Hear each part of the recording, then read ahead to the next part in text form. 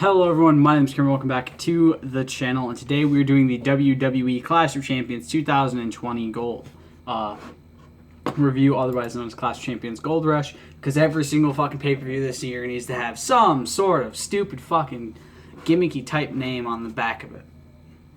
Really quick before we get into this, I do want to say two matches actually ended up getting changed. The SmackDown Women's Championship match, Nikki Cross is reportedly injured, but there was a COVID-19 outbreak in NXT recently, so a lot of people have kind of put two and two together that her as well as either Nia Jax and Shayna Baszler or Nia Jax or Shayna Baszler are all went down because the women's tag team titles were also taken off this card very, very, very quick before the pay-per-view actually started. Those matches did not end up happening. I also want to quickly give an update on what's going on with the gaming computer because I wanted to have content for that on this week. It didn't want to start up when I went to go start it. I reached out to Gigabyte, the people who made my motherboard, as I thought it was either a power issue or something to do with the motherboard. They reached out back to me and said, well, you have a 7th gen. I did end up telling them that I have a 7th gen Intel i5 core processor, and yeah, it ended up being that because it only supports 8th and 9th gen. So I told them, and they said, if you replace it and still have issues, please reach back out to us. And I said I would. So I'm going to be getting I think I'm going 9th gen. I can't remember if I'm going 8th gen or 9th gen, but I'm getting a new Intel processor for the computer, which I will be getting hopefully within the next couple of weeks. I don't know entirely when I'll be getting it, but it will hopefully be sometime before December. So hopefully I can get into PC gaming finally. I don't know what I'm going to do with the 7th gen yet. I don't know if I'll put it in a different rig later on in the future that supports 7th gen, or if I'll just end up selling it for a quick buck on Facebook or something. But yeah, I haven't taken it out yet because I'm lazy and don't really want to take it out just yet. But I will very soon. With that being said, let's get into the review. Match number 1 was the SmackDown Tag Team Championship match with Cesaro and Shinsuke Nakamura versus the Lucha House Party, being represented by Lince Dorado and Kalisto. Prediction was Cesaro and Nakamura for both Jesse and myself. Lince started it against Cesaro. Cesaro and Nakamura were in control for the majority of the match. There was lots of quick pin attempts from Cesaro and Nakamura. Dorado starts to turn the tides of the match just a tiny little bit. Cesaro boots Kalisto off the apron and regains control. Frequent tags from them. Kalisto's in Lucha House Party trying to take control. Double team on Cesaro. They take down Nakamura. Moonsaults off of all 3 ropes for a 2 count on Cesaro. Nakamura takes Dorado out. Suplexes him onto the barricade. Nakamura tags in. Uppercut swing / knee combo. Cesaro and Nakamura win. 1-0 on predictions. 10 out of 10. Honestly, the match was fucking insane. It didn't look like they were going to break up. At least not then, so who knows what's going to happen tomorrow on SmackDown. But it definitely did not look like they were going to be breaking up, at least not at the pay-per-view. I really do hope they stay together, as Lince and Kalisto really gelled well together in that match, and they honestly showed a lot of promise for the team, and they got really close to winning it. Like, for a bit there, I thought maybe they were going to actually win this, and that me and Jesse were wrong. Obviously, they did end up losing, but still, it looked like WWE doesn't want to break them up, at least not yet. So I guess we'll see where it goes in the next few weeks. Match number 2, the Intercontinental Championship Triple Threat Ladder Match. Jeff Hardy versus Sami Zayn versus AJ Styles. Prediction was Jeff Hardy for both Jesse and myself. This match was my favorite match of the night. I'm just going to say it now. But then against the ladder match, I'm very privy to ladder matches. They are my favorite match type. But this was the first match of the night, and this is the first match on the main show, I should say. The first match of the night was the tag team match for the SmackDown tag titles on the kickoff show. There's a very quick start to the match, lots of fast offense. Zayn took Styles down, slammed the ladder onto Jeff, and then dropped it onto AJ. He got dropped onto the ladder in the ring by Hardy. Then Hardy goes to dive down onto Styles, but he sidesteps, sending Hardy into an upturned ladder. So it was that kind of shape. Styles is in control, sets up a ladder, climbs up, but Zayn stops him from getting too close. Styles and Hardy climb up, fighting up there. Hardy is thrown down by Styles. Hardy goes back up and drags Styles down. Zayn runs under the ladder and throws Hardy outside, and Styles takes him down off of it. Very bad luck, Sammy. Do not run underneath ladders. Styles is slammed onto a ladder in the corner. Hardy stops Zayn from winning. Styles goes gut first into the barricade as Hardy sidesteps him. Kind of a little bit of payback for the ladder thing earlier. Hit poetry motion off the steps into Styles. Haluva kick to Hardy, sending him over the barricade. Styles throws a mini ladder at Zayn to stop him from winning, and he goes to block it, and he hits his hand, and I thought legitimately it hit him in the face at first. I was like, oh shit. Styles and Hardy climbing up. Jeff shakes the ladder, tipping it, making him and Styles crash down hard on the ropes, but Zayn's in the corner like this, puts his knees up. I can't do it because my desk is in the way. But he protects himself in the corner. He starts to climb, and somehow Jeff fucking Hardy stops him from climbing. Styles goes for phenomenal form, but Hardy tips the ladder, sending Zayn down and hitting AJ in the face. Zayn is up alone again. Hardy hits a twist of fate to Zayn. Zayn pushes the ladder over to stop Hardy. Hardy goes over the top and starts climbing down. So Zayn is tipping it like this as Hardy's climbing on this side. So Zayn's tipping on this side and Hardy's climbing on this side. He's at the top, and then he climbs over as Zayn tips it more. And then Zayn completely tips it into the corner. It flies over the top rope with Jeff Hardy as Jeff's still kind of hanging on to it. He gets sandwiched in the ladder because of the apron. The apron smashes the ladder into it. It looks fucking brutal. I thought he legitimately got hurt at this point. Zayn bridges the ladder between the ring and the announce table. Him and Styles fight around it. Moonsault reverse DDT to Zayn off of the table. The ladder then falls off of the table. Styles slams Zayn onto the table, tears the topper off, sets Zayn on the ladder. Hardy is somehow alive again. Slams a mini ladder into Styles' face, heads up to the ladder nearby and hits the swanton to Sammy on the bridge ladder, because when you have a very big ladder and there's somebody bridged on a ladder, you can only kind of take a guess that, Jeff Hardy's going to jump off of it and go through the bridge ladder with someone. And that's exactly what he did. Hardy tries to get a ladder into the ring, but Styles slams the ladder into his gut. Hardy tips the ladder, taking Styles down as he tries to climb to the titles. Sammy grabs handcuffs from his jacket, and Cole asked, what the hell is he going to do with those? Cole, I've been watching wrestling for about 20-something, for probably about 18 years, maybe less, maybe more.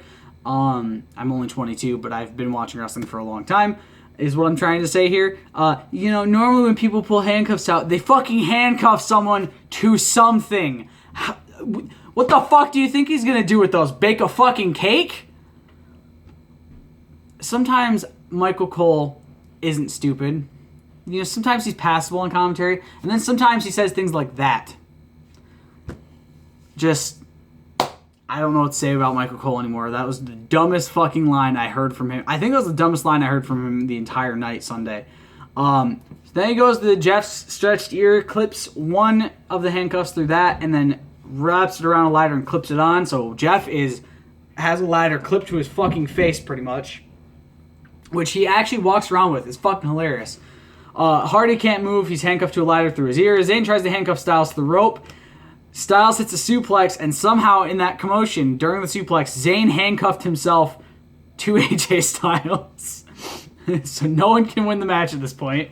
Styles tries to climb with Zayn cuffed to him. Hardy's up trying to get in the ring with the ladder cuffed to his ear. Styles climbs with Zayn on his shoulder. Zayn pulls the key out of his mouth, slips off Styles' shoulders, handcuffs him to the ladder after Hardy hits Styles with the ladder. Zayn cuffs Styles down to it. Zayn gets the titles, 1-1 on predictions, 20 out of 10. That was fucking insane. What the fuck? That was insane. It was a crazy match. Zayn left the key on top of the ladder so AJ can't get uncuffed, as the refs are there trying to uncuff Jeff Hardy's ear. And honestly, like I said, this was the match of the night for me. I love the other matches, but this one took the best spot for me. It was an insane match. It had crazy fucking moments. And Jesse and I, before this, were talking about endings we wouldn't expect. We were making jokes about Otis cashing in, which didn't happen. By the way, for those of you wondering, Otis did not cash in. Spoiler alert. And that was definitely not one we expected. The way that match played out from start to finish was not something we expected to see happen. It was insane. Then Drew Gulak got the 24/7 championship, bringing it to SmackDown. Match number 3, we have the Raw Women's Championship match. Asuka versus Zelina Vega. Prediction was Asuka for both. Asuka's in control easily over Vega. Zelina takes a bit of control, but Asuka takes it back and gets in an armbar. Zelina is doing well, focusing on Asuka's left arm, which she hurt earlier in the match. Zelina slams her arm into the steps. Interesting armbar style submission in on Asuka, focusing on the arm even more. Asuka lock avoided, armbar in on Asuka. She gets out and gets in the Asuka lock partially. Zelina sidesteps Asuka from the ropes, gets in an octopus stretch on her. Hurricane Rana takes her down. Double knees in the corner for a 2 count. Vega gets in like an interesting sort of prawn pin type situation, but that gets reversed in the Asuka lock. Zelina taps. 2-1 on predictions, 10 out of 10. Great showing by Vega. Interesting finish to the match. It's hopefully still setting up for Asuka versus Baszler somewhere down the line. Zelina bows to Asuka after Asuka is very nice talking about her. She's like, Zelina was not ready for Asuka, but she did a very good job or something along those lines. And Zelina then kicks her, which makes Asuka lose it and start talking in Japanese and screaming. And it was, I don't know. Every time she gets angry, she screams in Japanese, and I find it funny. I don't know why. Match number 4, we have the United States Championship match. We have Bobby Lashley versus Apollo Crews. Prediction was Lashley for both. Crews holding control over Lashley, but Lashley takes control back.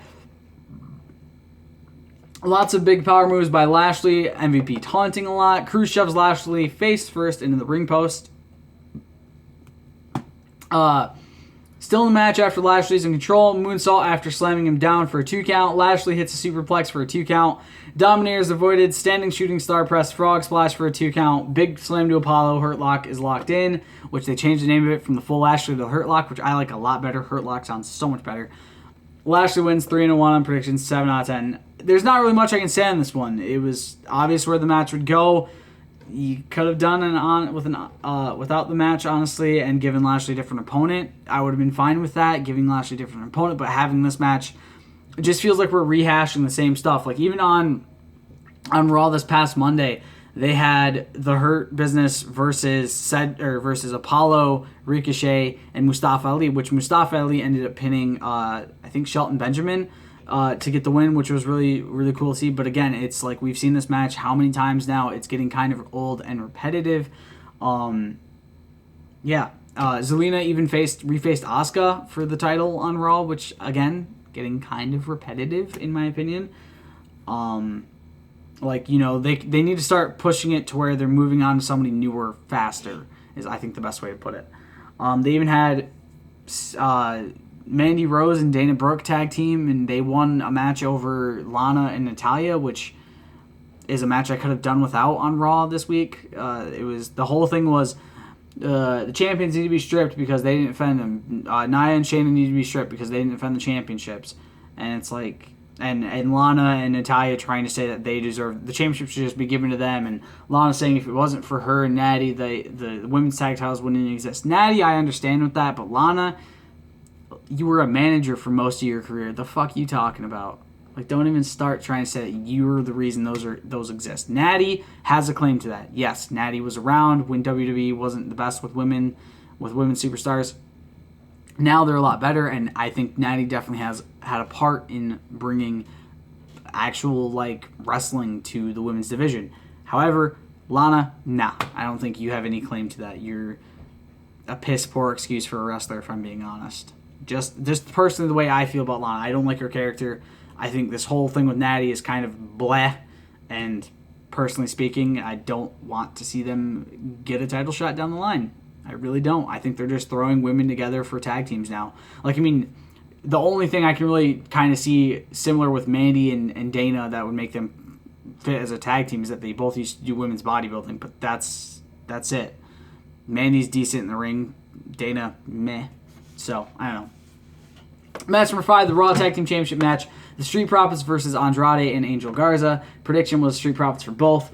Street Profits are in control. Garza and Andrade take it over. Double team on forward covers for a 2 count. Andrade with a dropkick taking down Dawkins and stopping his momentum. Dawkins moves out of the way to avoid the double knees. Dawkins taken down as Ford tags in. Spanish fly off the top rope by Garza, even though it looked more like Ford did a rock bottom from up top. It was really weird. Like, I don't know if it was Garza not having the right positioning or if it was Ford not knowing how to do a Spanish fly properly, like take a Spanish fly properly, or what happened, but it more looked like a rock bottom was hit on Angel Garza rather than a Spanish fly being hit on Montez Ford. Garza went to go stand up at one point and seems to have hurt himself, which was later confirmed that yes, he did end up actually suffering a legitimate injury during the match.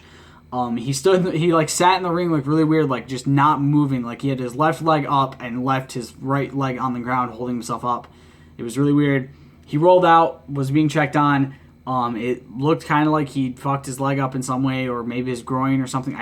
I don't remember what they said ended up happening. But he did end up hurting himself. Powerbomb by Dawkins, 3 count, 7 out of 10, 4-1 on predictions. It looks like Garza did actually get hurt, as the ref said it was a 3 count. Said it was a 3 count, but Andrade tried to kick out. I think the plans changed midway through and the match was supposed to continue, but when they realized that Garza was actually hurt, they were like, oh shit, we can't continue this match. And I don't think Andrade fully realized that that Angel was actually hurt. This would later lead to Raw, where Andrade would say that Angel and Zelina were both weak links before he got absolutely fucking destroyed by Keith Lee, because he said he wanted an open challenge, and Keith Lee came out and beat the shit out of him for 5 minutes and won the match. And I don't know what they're planning with this. I don't know if they've broken up Angel Garza and Andrade. It doesn't seem like they have, but maybe they have. It sucks that Angel got injured, because there's been lots of rumors. There's been back and forth rumors that there's been multiple reports. Some saying that the Street Profits were always going to win. Some saying that Angel Garza and Andrade were going to win, finally proving themselves and beating the Street Profits and proving that Zelina was kind of the weak link in their team. But again, who knows what the original plans were. I would kind of hope that it was going to be Angel and Andrade winning, just because maybe it would have meant they were staying together. But it seems like plans have completely changed now, and instead of keeping Angel Garza and Andrade together because of the injury Angel suffered, it seems like they've split them up, which kind of sucks, because I actually like them as a tag team. They fit. I liked it. It was good. Gulak talks about winning the title. Truth ends up getting it back, which led to an actual very good thing on Raw, where Tozawa's black belt was gifted to R-Truth by Drew Gulak, and he's like, Tozawa's black belt. He's like, if you're reading this, I was eaten by a shark. Not if you're reading this, I'm dead. No, if you're reading this, I was eaten by a shark. Which then Tozawa rolls Truth up, wins the championship, because him and Charles Robinson, otherwise known as Little Nate, the referee, were hiding under a table behind R-Truth. They rolled him up. Tozawa was champion, and then the ninja who brought the black belt to R-Truth then rolls up Tozawa, revealing it's Drew Gulak, after hitting Tozawa with a briefcase and pinning him. And then R-Truth hits Gulak with the briefcase and then pins him and gets the championship back. So, typical 24/7 championship fare. Match number 6, SmackDown Women's Championship match, Bayley versus ? Because, yeah. Prediction was Bayley for both. Like I said, it was announced before the pay-per-view that Nikki Cross wouldn't be on the show, and that the women's tag team title match was also off the card for reasons. Obviously, we know those reasons are COVID-19, but they're not going to say that. They're going to say that somebody was hurt. Bayley taunts a lot and talks a lot of shit that she has no opponent for tonight. She says, come on, raise my hand. Declare me the winner. And as the ref comes in to declare her the winner, she starts running around cheering and taunting more. I'm like, if you would have just let the ref raise your hand, it'd be all over, right? You would have technically won. But then she starts cheering, and then Asuka's music hits. She comes out, quick start to the match. She goes after Bayley very quick. She's in control. Armbar in on Bayley. She rolls out of it. Asuka lock. Bayley gets to the rope. Bayley attacks the left arm. Asuka gets the double knees to the face. Bayley tries to keep Asuka down. German suplex to Bayley outside, and then Bayley hits Asuka with a chair. Ding, ding, ding. Disqualification. Asuka wins by DQ. 10 out of 10. 4-2 on predictions. It was a really shocking way to have Bayley get an opponent after Nikki had to be pulled out of the match. It was a meh ending for me until Sasha Banks hits Bayley with a motherfucking chair, gets a modicum of revenge until Bayley starts taking over, bringing a kendo stick in with a chair in the ring as well. Banks takes her out at the knees, attacks her with a kendo stick, stops Bayley from getting the chair. Bayley rolls out before Sasha can attack her with it, and she leaves the arena. Yeah, great way for Sasha to come back, in my opinion. I know she's about to go do I don't know if she's about to go do the Mandalorian 2, season 2, or if it's already been filmed, or what's going on with that situation. But yeah, it was a great way for Banks to come back, in my opinion. I thought it fit really well with the story, and I'm excited for Banks versus Bayley. I don't know who I'd really want to win that. Probably more Bayley, just because I like her as champion so far. She's been kind of good, and up until recently with the ding dong hello shit and it's going downhill fast, but hopefully they keep it good enough until her and Banks can have a match. Match number 7, the WWE Championship Ambulance match with Drew McIntyre versus Randall Keith Orton. Prediction was McIntyre for both. I'm trying to think if there's anything else I missed talking about recently. I don't think so. I think I've caught you guys up on everything with so far, because SmackDown hasn't happened yet. So I've caught you up with as much as I can so far. Scroll back down. McIntyre in control immediately over Orton. Orton tries to go for a quick RKO, but McIntyre avoids it. Draping DDT after Orton uses the middle rope to low blow Drew. Orton sets up for the punt kick, but his leg is grabbed by a very big masked individual and pulls it down. It's the Big Show! You can clearly tell it was the Big Show before he even took the mask off, but like Orton's shocked face of seeing it was the Big Show was just like, dude, really? Who has a hand that big and is that size? Like, are you... Choke slams him through the announce table. Orton's dropped onto the barricade. McIntyre throws Orton over the side of the barricade as he walks him up the ramp. McIntyre throws Orton into the ambulance door face first. He grabs crutches and a chair. Drew attacks him with the chair a few times. Orton hits him with the crutch and then trips him up with it before pressing the chair into McIntyre's jaw. Orton opens the ambulance door, tries to throw Drew in. McIntyre throws Orton in and punches him there and there a few times, but Orton kicks him out of it. Orton throws Drew into the side of the ambulance. Orton opens the ambulance's front door, picks Drew up, going to the front to slam McIntyre's head into it. Glasgow kiss. McIntyre goes for the Claymore into Orton, into the ambulance front door, but Orton dodges it, breaks the fucking ambulance door off of the hinges. They head into the back of the arena. Orton throws McIntyre into a wall, and then Christian starts attacking Orton. McIntyre attacks the jaw, and they start heading back out to the ambulance area. Fighting on top of the ambulance, Orton gouges the eye, slams him onto the windshield, goes for a pin instinctively. McIntyre's back was fucking brutal looking after this. McIntyre climbs up to the top of the ambulance. Orton punches McIntyre as he hits him off the ambulance, stomps on his hand, and knocks him down on the ground, Lion King style. Sweet chin music as Orton turns around, and he goes, and shoves him off. The way he did it just looked really fucking stupidly funny. He tells him to suck it a couple times. McIntyre picks Orton up and walks to the ambulance, but Orton elbows him, getting out of it. RKO, both men down in a lot of pain. Orton gets McIntyre into the ambulance. He starts to shut the door, gets the first shot. McIntyre stops the second from closing and gouges his eye. He's up on his feet, hits a Claymore, throws Orton in, decides not to shut the doors just yet, hits a punt kick. McIntyre wins 20 out of 10, 5-2 on predictions. It was a great match, and the Legends coming back to get their revenge on Orton was really cool in my opinion. I feel like there could have been more false finishes in the match, but it was great nonetheless. And to top it all off, to add to that beautiful end of the match, Ric Flair is the one driving the ambulance off with Randy Orton in the back. It was really good. I loved it. I also do want to mention Retribution was not on this show or on Raw because actually all 5 main members of Retribution caught COVID. Probably because they were all in NXT within the past couple of weeks, and NXT was where the most recent COVID breakout in WWE has happened, meaning Mia Yim, Mercedes Martinez, Shane Thorne, Dominic Dijakovic, and I can't remember the other guy's name, Dio Madden, are all currently being quarantined for the next 2 weeks until they either test negative or test positive. I think they've officially tested positive, but yeah. They're all quarantined for the next 2 weeks to drop it, which does suck because Retribution was really getting there, was really getting well. And yes, I called them by their actual names. I'm not going to call them their stupid fucking names. Mostly, because I don't fucking remember them. But besides the main three, T-Bar, Mason, Slapjack, I don't remember what Mia Yim and Mercedes Martinez's nicknames are. I think one's Retaliation, and I can't remember what the other. I legit can't remember what the other one is.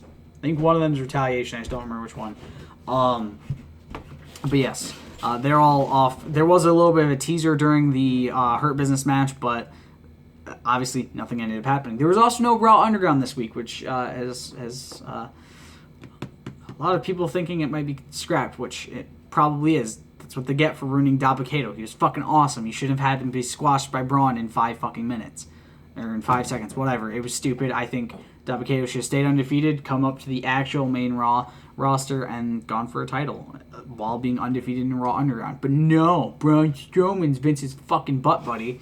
Sorry, I'm getting off topic. I think it was stupid that Dabba-Kato lost that match to Braun Strowman last week, though. It should not have happened. He should have won. I'm going to stick by that forever. Match number 8 with the Universal Championship match. Roman Reigns versus Jey Uso. Prediction was Reigns for both. Lots of staring down. Very slow start to the match. Jey gets some momentum, but then gets brought down with a massive clothesline. Massive right hand from Reigns, taking down Uso outside. Reigns keeping control over Jey. Jey starts to gain some control. Samoan drop to Reigns for a 2 count. Superman punch to Uso. Jey rolls out to recover. Starts to fight back outside. Back and forth punches. Jey tries to take control again, but Roman just sends him back down, continuing to lecture him more about how you're not fit for the head of the table. Uso starts to get a bit of control, sends Reigns into the post.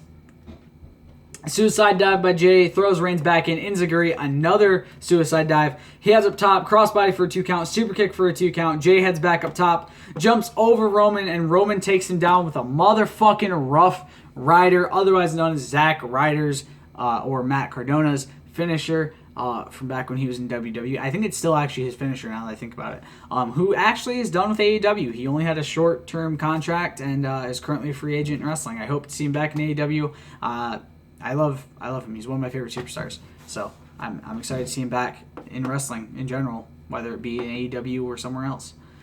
Spear reverse into a roll up for a 2 count. Super kick, heads up, Samoan splash for a 2 count. Roman hit Jey in the balls as he kicked out. What an asshole. I didn't even notice it at first, but then Jey's holding his nuts, and I'm like, you're fucking kidding me. He got his shoulder up, went boom. Just that big fucking muscly goddamn arm of his just right into his nuts. It's beautiful. Spear, Roman doesn't cover, tells Jey to acknowledge him as his tribal chief. Another spear. Jey still refuses to say Roman is his tribal chief, but Heyman's like, you are my tribal chief. You are my... Oh my god. I thought Heyman was about to fucking pull Roman's pants down and start sucking him off right there. It was weird as hell. Also, I should mention, Roman had a new attire. He is now shirtless with pants. It's very interesting. Reigns didn't really give a shit that Heyman was saying he was his tribal chief. He's like, no, he has to say it. Also, if you guys didn't know, Roman got his tattoo updated. It's now bigger. It goes to the back of his... It goes up. It's chest, shoulder, under, and back now. It's insane. I didn't even notice it until during the pay-per-view. Jimmy Uso hobbles down in the ring with a white towel. Reigns talking shit to Jimmy too. Roman goes wild on Jey, and Jimmy throws in the towel after Jey's like, no, don't throw it in. Jimmy gets in and shoves Roman off. Reigns wins 10 out of 10, 6-2 on predictions. The match was honestly a lot better than I thought it would end up being. Jimmy coming out and being the decider to end to the end and saving Jey and eventually saying Roman is the chief. Great storytelling. 4.5 stars as a whole for the pay-per-view. I feel like the loss of the women's tag match and the SmackDown women's title match kind of brought it down, but the other matches made a great show. And again, like I said, match of the night to the Intercontinental Championship ladder match. Jimmy used a lot of "we family, man, and this is how you gonna treat him," and I loved it. I can't wait to see what happens on SmackDown. I hope you guys enjoyed. Let me know what you guys thought of Clash of Champions 2020 down in the comments below. I will see you all next time. Stay golden. Peace.